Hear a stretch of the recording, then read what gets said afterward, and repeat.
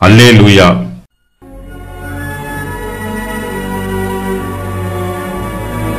சங்கீதம் 112. அல்லேலூயா.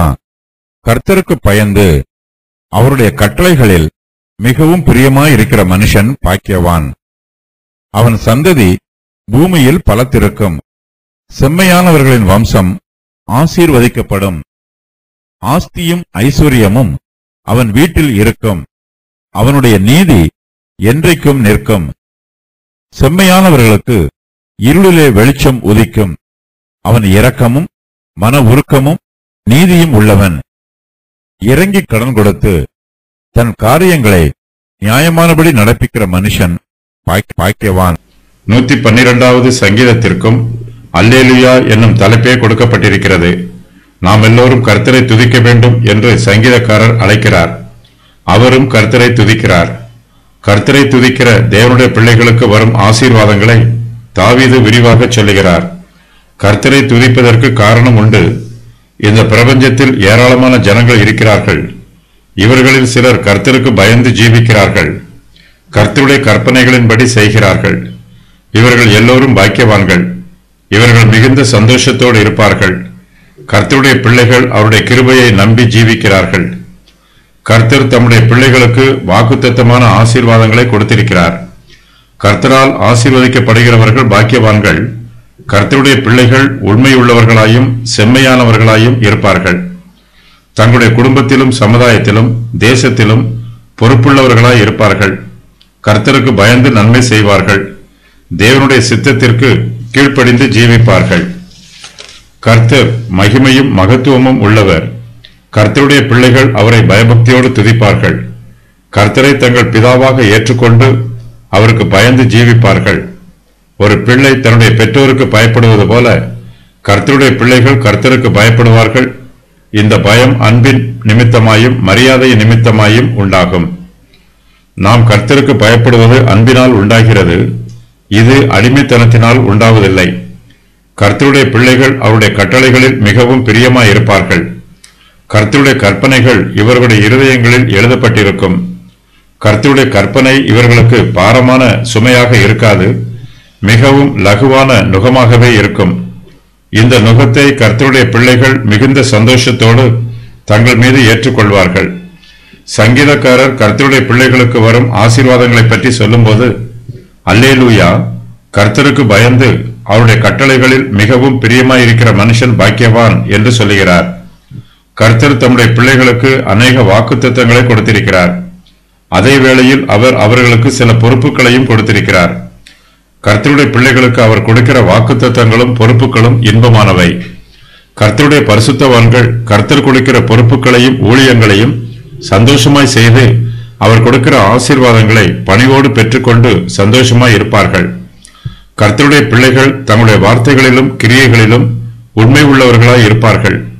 அவர்கள் செம்மையானவர்களாய் ஜீவிப்பார்கள். அவர்களுடைய நோக்கமும் பிரயாசங்களும் நீதியும் நேர்மையும் உள்ளதாய் இருக்கும். அவர்களிடத்தில் அநீதி காணப்படாது.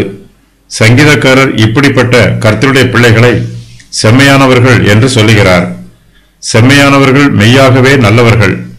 அவர்களோடு பேசும்போதும் பழகும் போதும் அவர்களுடைய நற்குணம் வெளிப்படும். அவர்கள் மனுஷருக்கு முன்பாகவும் தேவனுக்கு முன்பாகவும் உண்மை உள்ளவர்களாய் இருப்பார்கள். சொன்னதை செய்வார்கள், செய்வதை சொல்லுவார்கள். உள்ளதை உள்ளது என்றும் இல்லாததை இல்லாதது என்றும் சொல்லுவார்கள். கிறிஸ்தவ மார்க்கத்தின் அஸ்திவார உபதேசமே உண்மை சத்தியம் என்பதுதான். மாய்மாலம் கிறிஸ்துவின் உபதேசத்திற்கு விரோதமானது. சுவிசேஷம் பூரணமாய் இருப்பது போல கர்த்தருடைய பிள்ளைகளும் பூரணமாய் இருப்பார்கள். செம்மையானவர்களின் சந்ததி பூமியில் பலத்திருக்கும். அவர்களுடைய வம்சம் ஆசீர்வதிக்கப்படும். ஆஸ்தியும் ஐஸ்வர்யமும் அவன் வீட்டில் இருக்கும். அவனுடைய நீதி என்றென்றைக்கும் நிற்கும். செம்மையானவர்களுக்கு இருளிலே வெளிச்சம் உதிக்கும். அவன் இரக்கமும் மன உருக்கமும் நீதியும் உள்ளவன். செம்மையானவர்கள் நீதியும் இரக்கமும் உள்ளவர்கள். அவர்களுடைய எல்லா பேச்சுக்களிலும் எல்லா கிரியைகளிலும் நீதி வெளிப்படுவது போலவே அன்பும் இரக்கமும் வெளிப்படும். செம்மையானவர்கள் செய்கிற நன்மையான காரியத்தை சங்கீதக்காரர் இங்கு சொல்லுகிறார். செம்மையானவர்கள் இறங்கி கடன் கொடுப்பார்கள். அவர்கள் தங்கள் காரியங்களை நியாயமானபடி நடப்பிப்பார்கள். அப்படிப்பட்ட மனுஷர் பாக்கியவான்களாய் இருப்பார்கள். செம்மையானவர்கள் கடன் வாங்கும் போதும் அவர்கள் உண்மை உள்ளவர்களாயும் நேர்மை உள்ளவர்களாயும் தாங்கள் வாங்கிய கடனை திருப்பிச் செலுத்துவார்கள். பிறரை வஞ்சிக்க மாட்டார்கள். தங்கள் சுய ஆதாயத்திற்காக யாரையும் ஏமாற்ற மாட்டார்கள். கர்த்தருக்கு பயப்படுகிறவர்களுக்கு எல்லாவிதமான ஆசீர்வாதங்களும் கிடைக்கும். கர்த்தருக்கு பயப்படுகிறவர்கள் மாத்திரமே பாக்கியவான்கள். கர்த்தருக்கு விரோதமாய் கலகம் பண்ணுகிறவர்கள் சபிக்கப்பட்டவர்கள். நாம் கர்த்தருக்கு பயந்து அவருடைய கற்பனைகளின்படி செய்யும் போது கர்த்தர் நம்மையும் ஆசீர்வதிக்கிறார், நம்முடைய சந்ததியையும் ஆசீர்வதிக்கிறார். நம்முடைய சந்ததி பூமியில் பலத்திருக்கும் என்று சங்கீதக்காரர் சொல்லுகிறார். கர்த்தருடைய பிள்ளைகள் கர்த்தரால் ஆசீர்வதிக்கப்பட்டவர்கள். கர்த்தருடைய உபதேசத்தின் பிரகாரம் நம்முடைய குடும்பத்தை நாம் நடத்தும் போது நம்முடைய குடும்பத்தில் ஆசீர்வாதம் தங்கியிருக்கும். ஒருவேளை நமக்கு உலக பிரகாரமான ஐஸ்வர்யங்கள் அதிகம் இல்லாமல் போகலாம். நாம் செல்வந்தராக இல்லாமல் சாதாரண நடுத்தர வர்க்கத்து குடும்பத்தாராய் இருக்கலாம். செல்வம் எந்த குடும்பத்திற்கும் அஸ்திவாரம் அல்ல. கர்த்தருடைய கிருபையும் அவருடைய ஆசீர்வாதமுமே நம்முடைய குடும்பத்திற்கு அஸ்திவாரம். நாம் கர்த்தருக்கு பயந்து அவருடைய கற்பனைகளின்படி செய்யும் போது நம்முடைய குடும்பம் உறுதியாய் நிலைத்திருக்கும். கர்த்தருடைய பரிசுத்தவான்கள் பரலோகத்தில் கர்த்தரோடு மிகுந்த சந்தோஷமாய் இருப்பார்கள். அவர்களுடைய சந்ததியாரோ இந்த பூமியில் பலத்திருப்பார்கள். கர்த்தர் அவருடைய வம்சத்தாரை இந்த பூமியில் ஆசீர்வதிப்பார். பெற்றோரின் ஆசீர்வாதம் பிள்ளைகளுக்கு கடந்து வரும். சங்கீதக்காரர் இந்த ஆசீர்வாதத்தை பற்றி சொல்லும்போது செம்மையானவர்களின் வம்சம் ஆசீர்வதிக்கப்படும் என்று சொல்லுகிறார். செம்மையானவர்களின் வம்சத்தாரும் தங்களுடைய பெற்றோரின் நற்குணத்தை பின்பற்றி ஜீவிக்க வேண்டும். தங்கள் பெற்றோரைப் போலவே இவர்களும் கர்த்தருக்கு பயந்து அவருடைய கற்பனைகளின்படி செய்ய வேண்டும். அப்போது இவர்களுக்கு மிகுந்த ஆசீர்வாதம் உண்டாயிருக்கும். தங்கள் பெற்றோரின் ஆசீர்வாதமும் இவர்களுடைய ஆசீர்வாதமும் சேர்ந்து இவர்கள் இரட்டிப்பான ஆசீர்வாதத்தை பெற்றிருப்பார்கள். நீதிமான்களின் ஆத்துமா செழித்திருக்கும். அவர்களுடைய ஆத்துமா செழித்திருப்பது போல அவர்களும் செழித்திருப்பார்கள். இந்த பிரபஞ்சத்தில் கர்த்தருடைய பிள்ளைகளுக்கு அநேக ஆசீர்வாதங்கள் உண்டு. இந்த ஆசீர்வாதங்களை எல்லாம் கர்த்தர் தம்முடைய பரிசுத்தவான்களுக்கு தம்முடைய கிருபையினாலும் இரக்கத்தினாலும் கொடுக்கிறார்.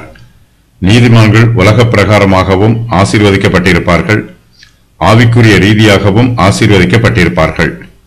உலக பிரகாரமான ஆஸ்தியையும் ஐஸ்வர்யத்தையும் விட ஆவிக்குரிய ஆசீர்வாதமே மெய்யானது. இதுவே அதிக பாக்கியமுள்ளது. ஆவிக்குரிய ஐஸ்வர்யமே மெய்யான ஐஸ்வர்யம். தேவனுடைய கிருபை இப்பிரபஞ்சத்தின் பொன்னை விட மேலானது. பொன் அழிந்து போகும், தேவனுடைய கிருபையோ நம்மை வாழ வைக்கும், நம்மை அழிவில் இருந்து ரட்சிக்கும். கர்த்தருடைய கிருபையினால் நம்முடைய வீட்டில் ஆஸ்தியும் ஐஸ்வர்யமும் இருந்தால் நாம் அதற்காக கர்த்தரை துதிக்க வேண்டும். உலக ஐஸ்வர்யத்தின் மீது பிரியம் வைத்து கர்த்தரை மறந்துவிடக்கூடாது. ஐஸ்வர்யம் உள்ளவர்களும் கர்த்தருக்கு பயந்து அவருடைய கற்பனைகளின்படி செய்ய வேண்டும். நாம் கர்த்தருக்கு பயந்து ஜீவிக்கும் போது நம்முடைய நீதி என்றென்றைக்கும் நிற்கும். கர்த்தருடைய ஆசீர்வாதம் நம்முடைய குடும்பத்தில் தங்கியிருக்கும் போது நம்முடைய சந்ததியாரும் ஆசீர்வதிக்கப்படுவார்கள். நம்முடைய ஆஸ்தியையும் ஐஸ்வர்யத்தையும் நம்முடைய சந்ததியார் சுதந்திரித்துக் கொள்வது போல தேவனுடைய தெய்வீக ஆசீர்வாதங்களையும் நம் நிமித்தமாய் அவர்கள் சுதந்திரித்துக் கொள்வார்கள். நம்முடைய குடும்பம் சந்தோஷமாய் இருப்பது போல நம்முடைய சந்ததியாரின் குடும்பமும் சந்தோஷமாய் இருக்கும். இந்த உலகத்தில் எல்லோருக்குமே உபத்திரவம் உண்டு, பாடுகளும் வேதனைகளும் உண்டு. கர்த்தருடைய பிள்ளைகளாகிய நமக்கு உபத்திரவங்களுக்கு மத்தியில் கர்த்தருடைய ஆறுதலும் தேறுதலும் உண்டு. செம்மையானவர்களுக்கு இருளிலே வெளிச்சம் உதிக்கும். எல்லோருக்கும் வருவது போல நமக்கும் வேதனைகள் வந்தாலும் கர்த்தருடைய கிருபை நம்மை தாங்கும். செம்மையானவன் இரக்கமும் மன உருக்கமும் நீதியும் உள்ளவன். இவன் பாக்கியவான். கர்த்தர் இவனையும் இவனுடைய சந்ததியையும் ஆசீர்வதிக்கிறார். நீதிமானுக்கு வரும் ஆபத்துக்களில் இருந்து கர்த்தர் அவனை தப்புவிக்கிறார். நீதிமான் பாடுகளையும் வேதனைகளையும் அனுபவிக்கும் போது கர்த்தரே அவனுக்கு ஆறுதலாய் இருக்கிறார். என் சத்துருவே, எனக்கு விரோதமாய் சந்தோஷப்படாதே. நான் விழுந்தாலும் எழுந்திருப்பேன். நான் இருளிலே உட்கார்ந்தால் கர்த்தர் எனக்கு வெளிச்சமாய் இருப்பார். மீகா 7:8. தமக்கு பயந்து தமது கற்பனைகளின்படி செய்கிற தம்முடைய பிள்ளைகளுக்கு கர்த்தர் ஞானத்தை கொடுக்கிறார். அவர்கள் ஞானமாய் பேசுவார்கள், ஞானமாய் கிரியை செய்வார்கள், ஞானமாய் நிர்வாகம் பண்ணுவார்கள். கர்த்தர் நம்மை ஆசீர்வதிக்கிறார், நமக்கு தாளந்துகளை கொடுக்கிறார். அவர் கொடுக்கிற ஆசீர்வாதங்களையும் தாளந்துகளையும் நாம் ஞானமாய் பயன்படுத்த வேண்டும். செம்மையானவர்கள் இறங்கி கடன் கொடுப்பார்கள். அவர்கள் தங்கள் காரியங்களை நியாயமானபடி நடப்பிப்பார்கள். இப்படிப்பட்ட மனுஷன் பாக்கியவான் என்று சங்கீதக்காரர் சொல்லுகிறார். நம்முடைய தொழிலை நல்ல முறையில் செய்வதற்கும் நேர்மையான வழியில் பணம் சம்பாதிப்பதற்கும் சம்பாதித்த பணத்தை தேவனுடைய கிருபையினால் சேமித்து வைப்பதற்கும் நம்மிடத்தில் உள்ள பணத்தை மனதிறங்கி பிறருக்கு கடன் கொடுப்பதற்கும் தேவனுடைய கிருபையும் ஞானமும் நமக்கு தேவை. கர்த்தருக்கு பயப்படும் போது கர்த்தர் இந்த ஞானத்தை நமக்கு கொடுப்பார். கர்த்தருக்கு பயப்படுதலே ஞானத்தின் ஆரம்பம். பாக்கியவானின் அம்சங்கள். கர்த்தருக்கு பயப்படுகிறவன் அவருடைய கட்டளைகளில் மிகவும் பிரியமாய் இருக்கிறவன். சங்கீதம் 112 செம்மையானவர்களை பற்றி கூறப்பட்டிருக்கிற காரியங்கள்.